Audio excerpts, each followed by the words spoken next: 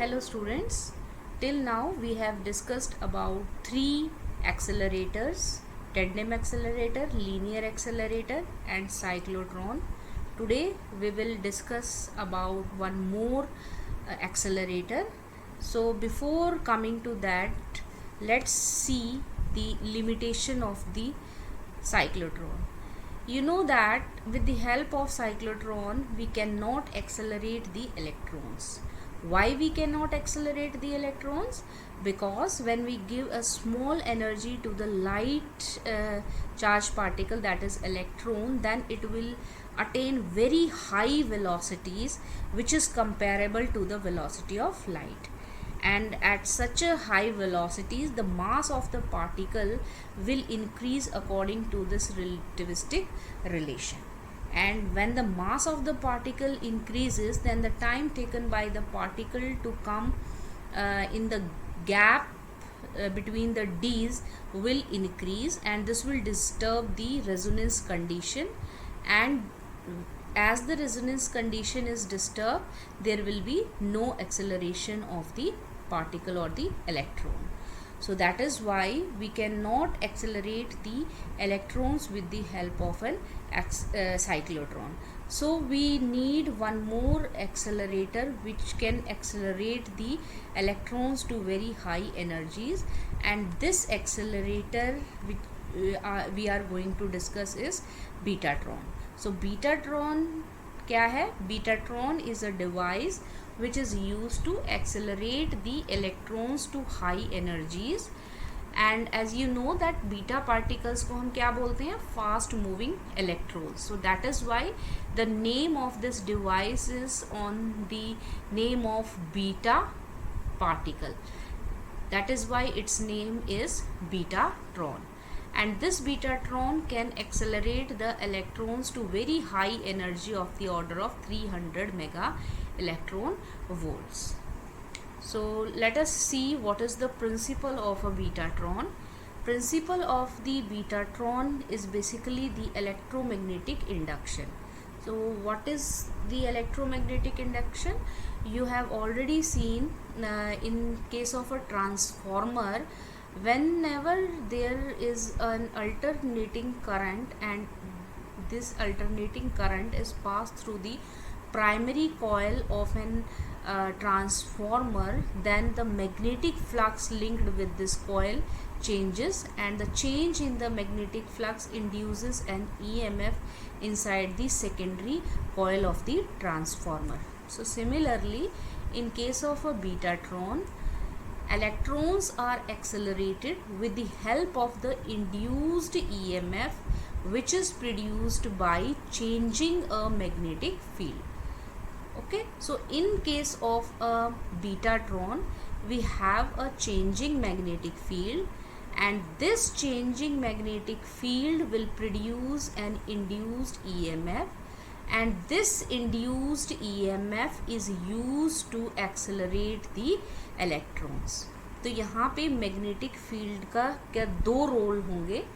एक काम तो क्या है मैग्नेटिक फील्ड का, आप सभी को पता है, जब भी कोई charge particle perpendicular magnetic field में एंटर करेगा तो उसका कैसा मोशन होगा, वो किस तरीके से मूव करेगा.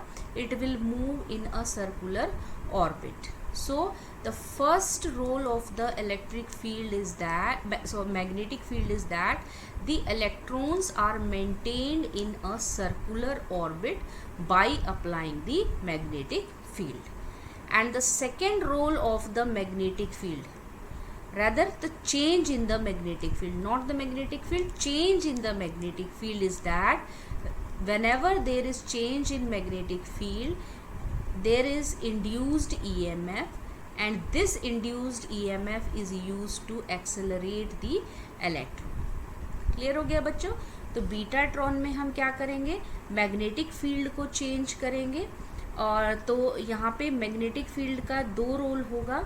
तो एक तो होगा इंस्टेंटेनियस मैग्नेटिक फील्ड, वो क्या करेगी, पार्टिकल को, क्योंकि परपेंडिकुलर मैग्नेटिक फील्ड होगी तो particle will move in the circular orbit. दूसरा रोल क्या होगा कि जब भी हम मैग्नेटिक फील्ड को चेंज करेंगे, तो मैग्नेटिक फील्ड जब भी चेंज होगा तो there will be an induced EMF produced along the motion of the electron and that will accelerate the electron. Clear हो गया बच्चों?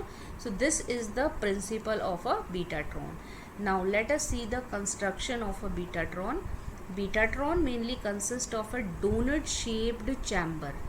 डोनट शेप्ड चैम्बर मीन्स जैसे डोनट आपने देखा होगा, डोनट की शेप का चैम्बर होगा या आपने रिंग की तरह इस तरीके से चैम्बर होगा जिसके अंदर इलेक्ट्रॉन एक्सेलरेट करेगा. So betatron consists of a donut shaped chamber which is placed between the pole pieces of an electromagnet. यहाँ पे आपको दो फिगर्स दिखाए हुए हैं. In the first figure we have the side view of the betatron and in the second figure we have the top view of the betatron. So here you can see that there are two electromagnets and in between the two electromagnets there is here it is the chamber, donut shaped chamber दोनों के बीच में रखा हुआ है और ये donut shaped chamber कैसा है, इस तरीके से.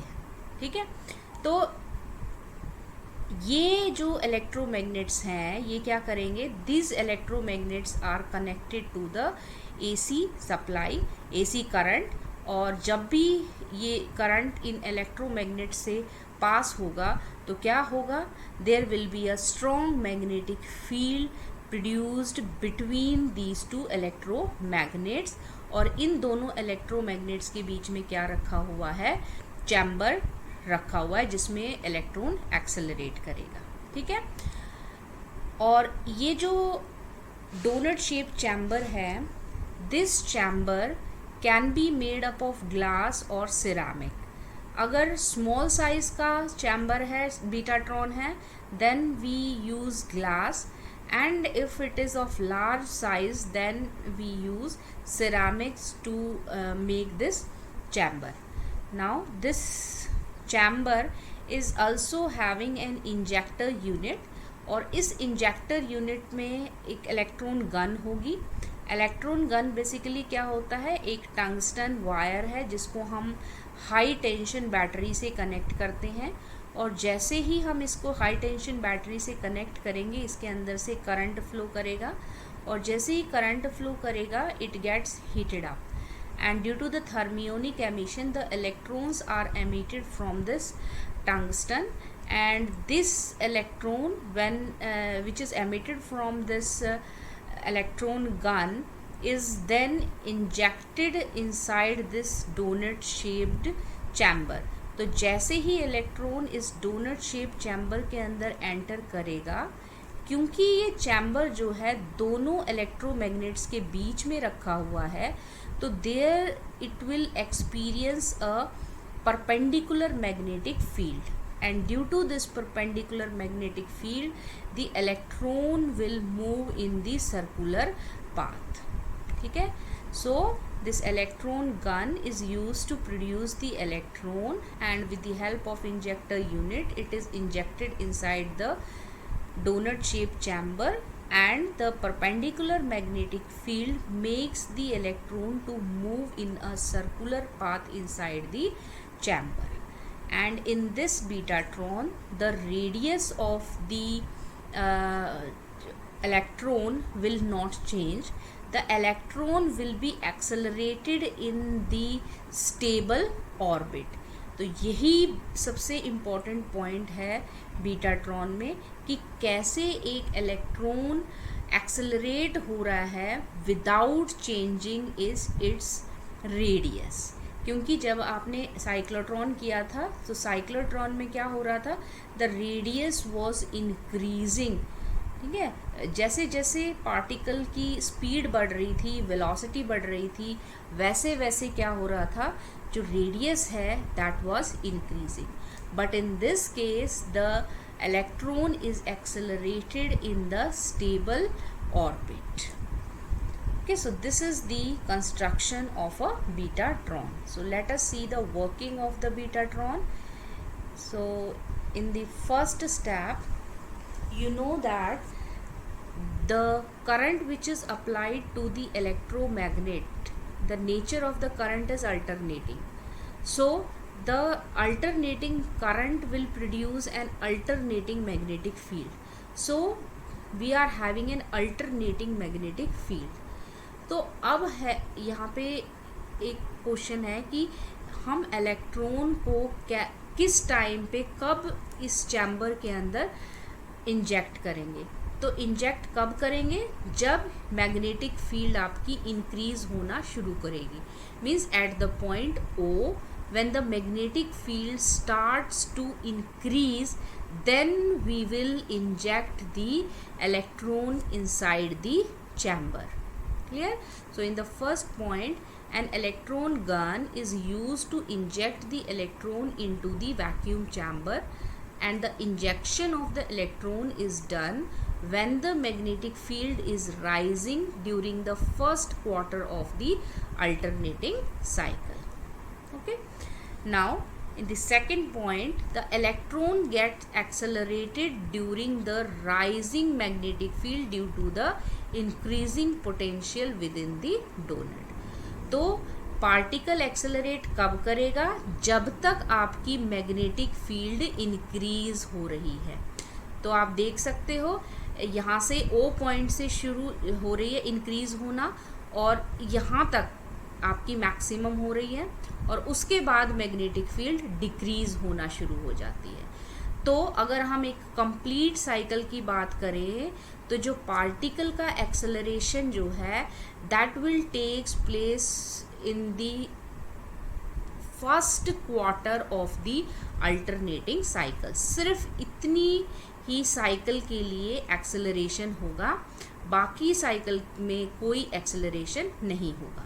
तो अब क्या है कि क्योंकि मैक्सिमम होने के बाद मैग्नेटिक फील्ड दोबारा से डिक्रीज होना शुरू हो जाएगी, तो हाँ, और डिक्रीज होने की वजह से क्या होगा, जो इंड्यूस्ड ईएमएफ है वो भी रिवर्स हो जाएगा, और इंड्यूस्ड ईएमएफ रिवर्स होने से जो पार्टिकल है that will decelerate instead of accelerating.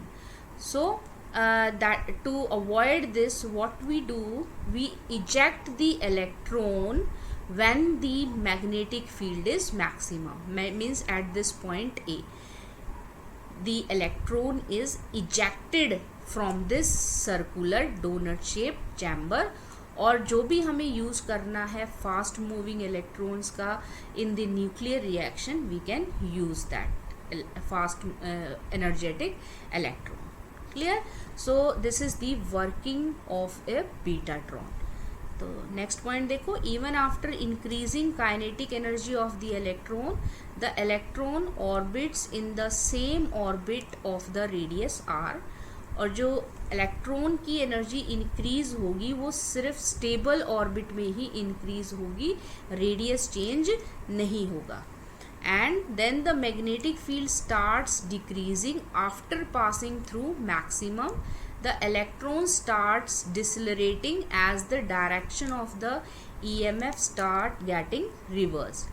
And to avoid this effect, the electrons are removed at peak magnitude of the magnetic field, that is at point A. तो इस point से हम electrons को, highly energetic electrons को eject करेंगे. तो यहाँ से वर्किंग से हमने क्या देखा है कि जो इलेक्ट्रॉन्स का एक्सेलरेशन होगा वो सिर्फ, अगर हम इसका टोटल टाइम पीरियड, इस अल्टरनेटिंग मैग्नेटिक फील्ड का total time period capital T लें, तो T/4 टाइम के लिए ही पार्टिकल एक्सेलरेट करेगा, और उसके बाद हम इस पार्टिकल को चैम्बर से निकाल लेंगे. सो this is all about the working of the betatron. So students, now we will see that how an electron is accelerated when it is moving in a stable orbit. तो उसके लिए we are having two electromagnets. और electromagnet क्या होता है, electromagnet में basically एक core होगा जिसके ऊपर कॉयल ऐसे वाउंड की होती है, और जब इस कॉयल से अल्टरनेटिंग करंट पास होगा तो क्या होगा, it will produce an alternating या changing magnetic flux, and that magnetic flux, changing magnetic flux will induce an EMF along the motion of the electron या orbit of the electron, and this induced EMF will accelerate the electron in this orbit. Clear? जैसे कि हमने transformer में किया था बच्चों, transformer में हमने क्या करते हैं, जब भी प्राइमरी कॉइल में से अल्टरनेटिंग करंट पास करेंगे then there will be change in the magnetic flux linked with the coil and it will induce EMF in the secondary coil. तो यहाँ पे जो इलेक्ट्रोमैग्नेट्स हैं these are acting like the primary coil of the transformer and the orbit of the electron here it is acting like the you can say the secondary coil of the transformer.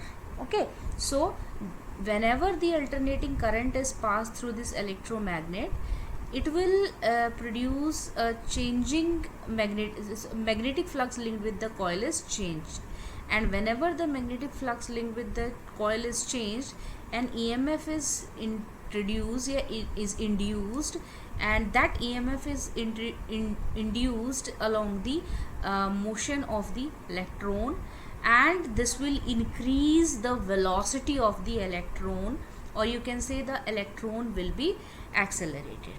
So if we consider phi as the magnetic flux linked with the coil, and when the current is passed or when the current is increased, then what will happen, this is the d phi by dt is the increase in the magnetic flux. So students, what will be the induced EMF? Because of this change in magnetic flux, an EMF will be induced, and that induced EMF will be equal to minus d phi by dt from the Faraday's law. So let us see. Now let us consider an electron which is moving along a circular path of radius r in a perpendicular magnetic field. Now let the magnetic flux through the orbit is phi. The magnetic field at the location of the orbit is B. B क्या है? It is the instantaneous magnetic field at the orbit of the electron. And if phi is the magnetic flux, then d phi by dt will be the rate of increase of the magnetic flux, and because of the increase of the magnetic flux, there is induced EMF along the electron's orbit, and that induced EMF, it is equal to minus d phi by dt. And because of this induced EMF, there will be some work done on the electron, and what will be the value of this work done? That will be equal to the charge multiplied by the induced EMF. So the work done on the electron in one revolution will be equal to E into E, where E is the induced EMF, and this is equal to minus d phi by dt. So this is the work done on the electron because of the changing magnetic flux in one revolution. And students, you know that whenever if the electron is accelerated, then there must be some force acting on it, and if we consider capital F as the force on the electron in its orbit, then what will be the work done in terms of force? क्या होता है? Work done is force into distance. Okay, and now the electron is moving in the circular orbit, so what will be the distance? Distance will be equal to the circumference of this orbit. If r is the radius of this orbit, then 2 pi r will be the distance traveled by the electron in the one revolution. So the work done in terms of force will be given by this relation. Work done, it is equal to F into 2 pi r. And from these two equations you can see that these two are the work done on the electron in one revolution. So we can equate the right hand side of these two equations. So from here you will get the force acting on the electron in its orbit. So you can see that this force is because of the change in the magnetic flux. Clear? And the direction of this force, it is always tangential to the direction of this orbit. Okay, so this is the force which is acting on the electron in its orbit, and this force is always tangential to the orbit of the electron. Now also students, you know that whenever the magnetic field is perpendicular magnetic field, and the electron enters this perpendicular magnetic field, then what will happen? The electron will revolve or move in a circular path. So we can say that the magnetic field is, the force due to the magnetic field is equal to the centripetal force of the electron. So the centripetal force will be equal to the force due to the magnetic field. So mv square by r is equal to BeV. और इस equation से देखो v से v cancel हो गया, तो यहाँ से हम mv की वैल्यू लिख सकते हैं. और जो mv होगा, mv होता क्या है? That is the momentum, and the momentum of the electron will act along the tangent of the orbit, because velocity is along the tangent of the orbit. So what will be the value of momentum? Momentum, that is mv, it is equal to BeR. तो ये बहुत ही important equation है betatron के लिए, जिसको समझना बहुत ज़रूरी है. और इसको हम कैसे समझ सकते हैं? देखो बच्चों, यहाँ से हम बताएंगे कि कैसे एक इलेक्ट्रॉन स्टेबल ऑर्बिट में रहकर एक्सेलरेट कर रहा है. तो देखो, हम ये इक्वेशन ले रहे हैं mv and it is equal to BeR. तो एक केस हम ले लेते हैं. अगर मान लो, है नहीं, अगर if we consider b as constant, यहाँ पे देखो बच्चों 3 वेरिएबल है. वेलोसिटी भी चेंज हो रही है, मैग्नेटिक फील्ड भी चेंज हो रही है, और रेडियस भी चेंज हो सकता है. ठीक है, these are the 3 variables in this equation. अब देखो बच्चों, अब ये कैसा इफेक्ट रहेगा इन तीनों वेरिएबल्स का, वो हम देखना चाह रहे हैं. तो देखो, जब b कांस्टेंट है, ठीक है, तो अब तो दोनों वेरिएबल कौन से रह गए? Velocity is directly proportional to radius, यानी कि अगर वेलोसिटी इंक्रीज होगी तो रेडियस इंक्रीज होगा. और यहाँ पे जो दूसरा वेरिएबल है, वो दूसरा वेरिएबल क्या है?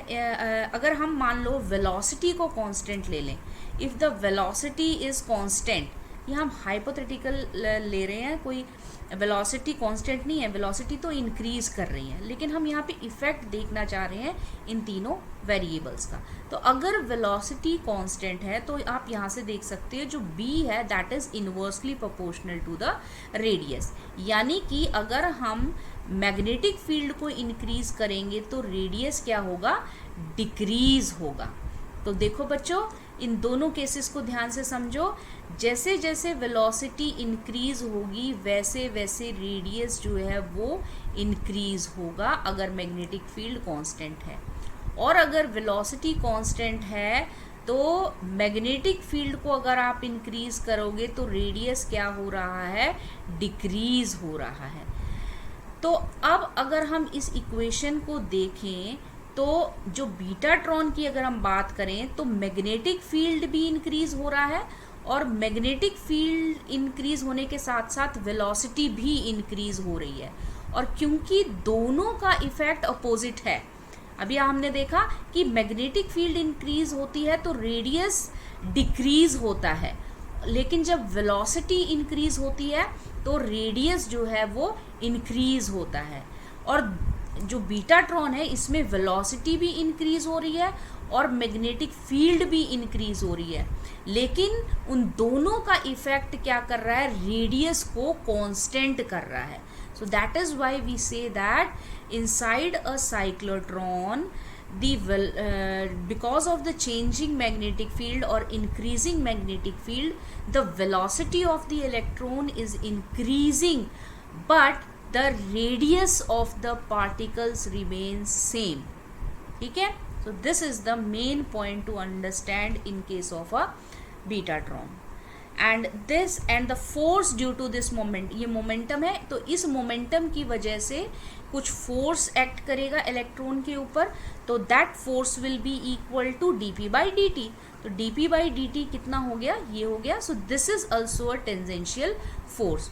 और अभी हमने टेंजेंशियल फोर्स एक और निकाला था because of the changing magnetic flux, और वो कितना आया था, F was equal to minus E over 2 pi r d phi by dt.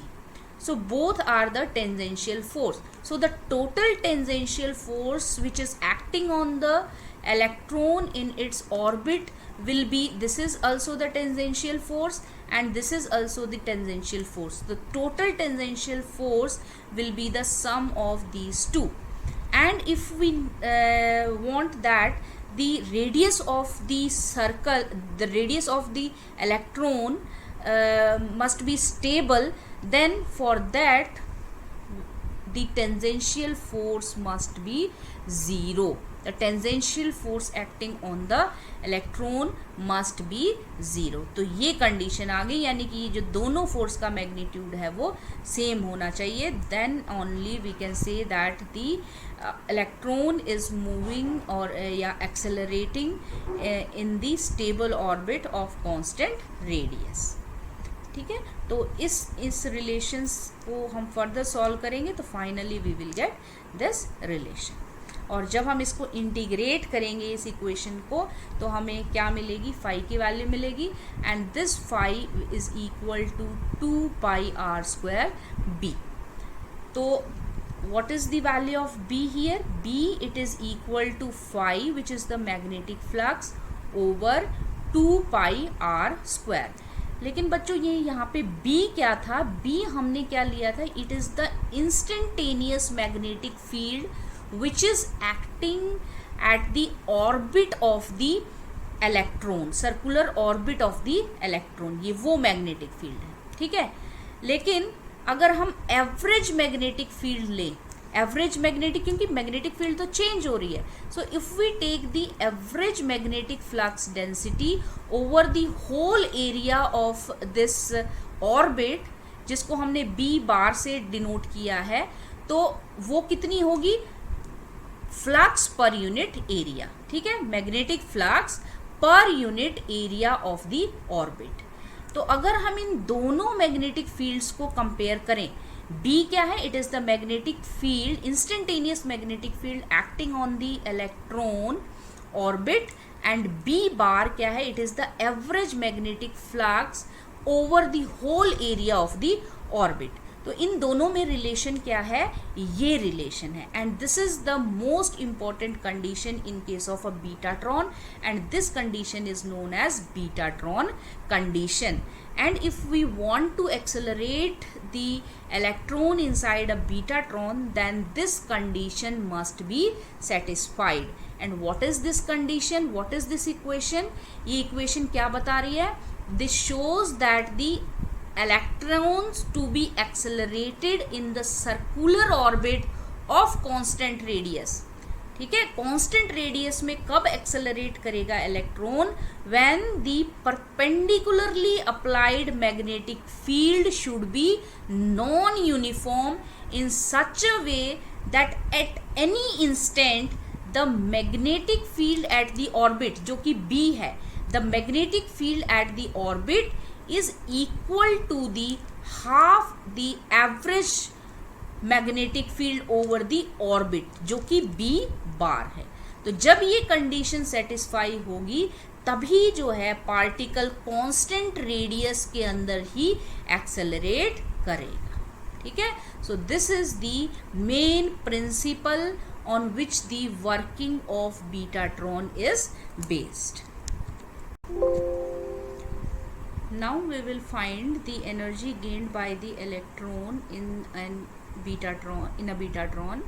For this, first of all, we will find out the average energy gained by the electron in a single turn, and then we will find out the total number of revolutions made by the electron, and we will multiply these two terms, and this will give you the total energy gained by the electron. So for this, first of all, we take a flux because we are applying the alternating current. Because of the alternating current, the flux which is produced, that will also be alternating in nature.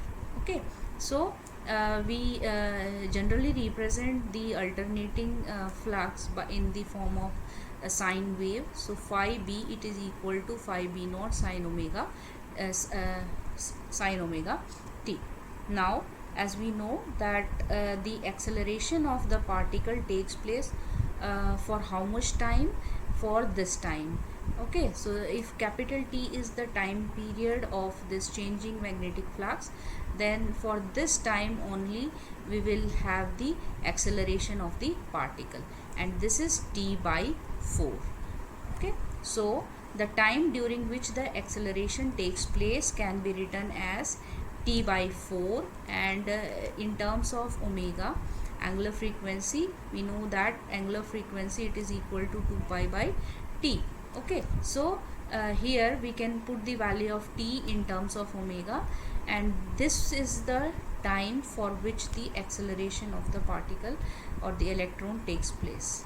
Now we will find the energy gained by the electron per turn. तो क्या होगा, देखो बच्चों, इस phi, ये जो आपका phi है, when this phi changes increases, means d phi by dt, the change of the magnetic flux will give you the induced EMF. Okay, so this is the induced EMF, and the energy gained by the electron, energy gained by electron per turn कितना होगा? That will be equal to the charge on the electron multiplied by this induced EMF. So what will be the energy gained by the electron per turn? E into d phi b by dt. और ये जो phi b की value हम इस equation से यहाँ put कर देंगे, तो क्या वैल्यू आ जाएगी? phi b नॉट कांस्टेंट है, इसको हमने बाहर ले लिया, d by dt of sine omega t. So this is the energy gained by the electron per turn.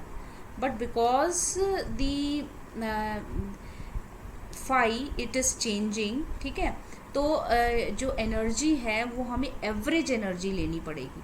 So the average energy gained per turn कितनी होगी वो हम निकालेंगे. So now we will find out the average energy gain per turn, एक turn में.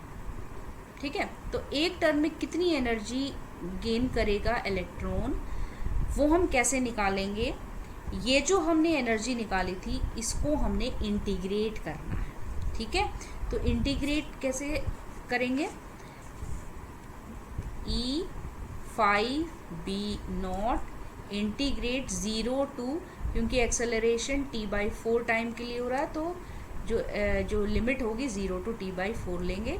d/dt of sine omega t dt, and because the acceleration is taking place for time t/4 and we are finding the average energy, so that is why we have to divide this term by t/4. This will give you the average energy gained by the electron per turn. तो अब हम इसको solve करते हैं. E phi b not over, ये आपका हो गया t/4, और t/4 की आप वैल्यू पुट कर दो in terms of omega, that is equal to pi over 2 omega 0 to t/4. इसको इंटीग्रेशन को सॉल्व कर लो. सॉल्व करने के बाद क्या आएगा? Sine omega t 0 to t/4. So this will give you 2 omega e phi over pi, और जब आप यहाँ पे लिमिट्स पुट करोगे साइन ऑफ ओमेगा टी, तो ओमेगा को हम क्या लिख सकते हैं? 2 पाई बाई कैपिटल टी, और टी की जगह हम t/4 पुट कर देते हैं, t/4 4, so this will give you pi by 2, and minus sine 0 will be equal to 0, so this will give you 2 omega e 5 b not over pi. और phi और magnetic field में हम already relation निकाल चुके हैं जब हमने betatron condition की थी, तो 5 b naught it is equal to 2 pi R square B. तो ये वैल्यू हम इस इक्वेशन में पुट कर देंगे, so this will give you the average energy per turn. So what will be the average energy per turn? 2 omega E 5 की value put कर दो, 2 pi R square B over pi. तो यहाँ से पाई कैंसिल हो गया, so what is the average energy? This is equal to 4 E omega R square B. ठीक है, तो ये तो हमारे पास आ गई average energy gained by electron per turn. Now we will find out the total number of revolutions. तो बच्चों, टोटल नंबर ऑफ रिवॉल्यूशंस देखने के लिए कैसे करेंगे? टोटल नंबर ऑफ रिवॉल्यूशन हम कैसे निकालेंगे वो देखो बच्चों, अगर हम बीटाट्रॉन की बात करते हैं तो बीटाट्रॉन में जो इलेक्ट्रॉन है दैट कैन हैव एनर्जी और velocity nearly equal to the relativistic velocity, that is nearly equal to the velocity of light. So if the velocity of light, so velocity of the electron is nearly equal to the velocity of the light, then what will be the total distance traveled by the electron during the acceleration? ठीक है, means initially जो electron है वो that started with some speed and at last it will attain a speed c which is nearly equal to speed of light. So what will be the total distance traveled by the electron during this acceleration? कितनी होगी? Distance will be equal to speed into t by 4, और time हम बोलेंगे जितने time के लिए acceleration होगा। तो अब यहाँ पे वैल्यू पुट कर दो t by 4 की, then this will be equal to 2 pi by omega and this will give you c pi by 2 omega. So this is the total distance traveled by the electron during the acceleration process. और अगर हम एक single revolution में की बात करें तो single revolution में इलेक्ट्रॉन कितना डिस्टेंस ट्रैवल कर रहा है? This is equal to the circumference of the electron. So if I say what will be the total number of the revolutions made by the electron, that will be equal to the total distance divided by the distance moved by the electron in a single revolution. ठीक है, इनको divide कर देंगे, then you will get the number of the revolutions made by the electron. तो ये cancel हो गया, so you will get c over 4 omega r. So this is the total number of the revolution. और जो energy है, energy gained, average energy gained by the electron, वो हम already निकाल चुके हैं. Average energy gained by electron in 1 revolution, ठीक है, इन 1 टर्न हम ऑलरेडी निकाल चुके हैं. वो क्या है? That is 4 E omega R square B. तो ये एनर्जी, एक इलेक्ट्रॉन की एनर्जी हमने निकाली थी, और टोटल नंबर ऑफ रिवॉल्यूशन जो है, मीन्स एक टर्न में हमने एवरेज एनर्जी निकाल ली है और टोटल नंबर ऑफ रिवॉल्यूशन हमने निकाल ली है. तो दोनों को जब हम मल्टीप्लाई करेंगे, that will give you the total या final energy of the gained by the electron. Okay, so what will be the final energy gained by the electron? It will be equal to the average energy gained by electron per revolution multiplied by the total number of the revolutions. And here we can see this is equal to this term CERB. And what is this ERB? This is the momentum, linear momentum in terms of magnetic field. So this PC is the final energy attained by the electron inside a betatron. और ये final energy हम relativistic energy की terms में भी निकाल सकते हैं। इस तरीके से जो एनर्जी है that is P C and P it is equal to M C, so this is equal to M C square. Okay, so the energy gained by the electron inside a betatron is mc square or it is bc। तो आज के लिए इतना ही।